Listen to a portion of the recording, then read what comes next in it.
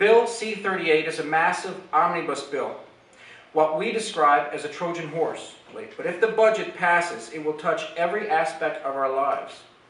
From direct federal job cuts in Newfoundland and Labrador, you'll hear more about that from our panelists, including how some of the federal fisheries jobs, we learned about this late last week, we're going to be losing them directly to Fredericton, which just happens to be in the landlocked riding of Federal Fisheries Minister Keith Ashfield.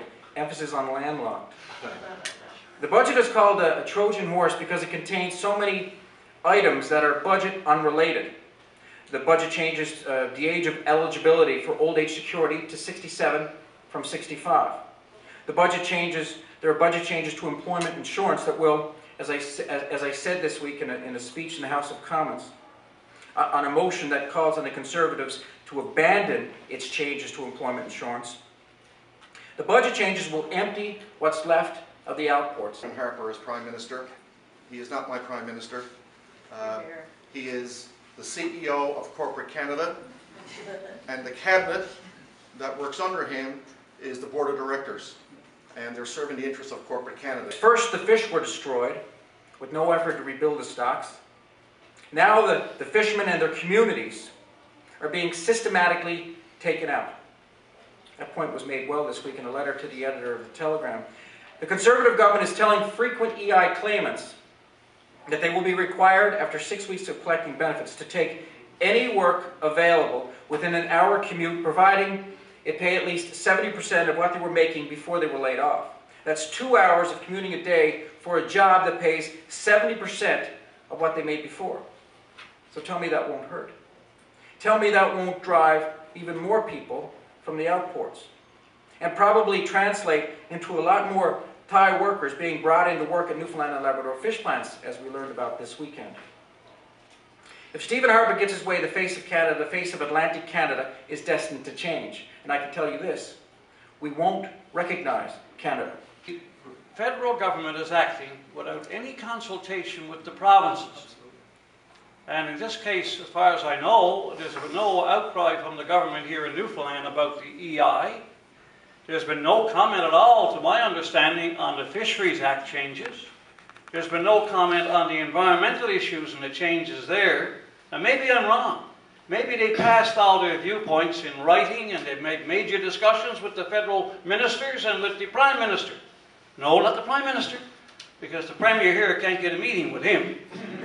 1/3 of the Trojan horse budget is dedicated to environmental deregulation, giving Conservative cabinet ministers the power to approve major oil and gas projects at the expense, this is what we're afraid of, at the expense of the environment. It's going to do a crackdown, I guess, on environmental organizations in this country. It's certainly sent a chill through the environmental community, and you know, it's all part and parcel of this positioning or framing the environmental debate and environmentalists as radicals, as groups that are hijacking environmental regulatory processes and trying to marginalize and silence voices of regular citizens who want to speak out in favor of the environment and want to protect our right to a healthy environment.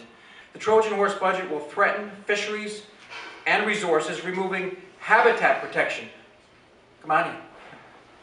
Removing habitat protection from the Fisheries Act and gutting legislation protection for waterways.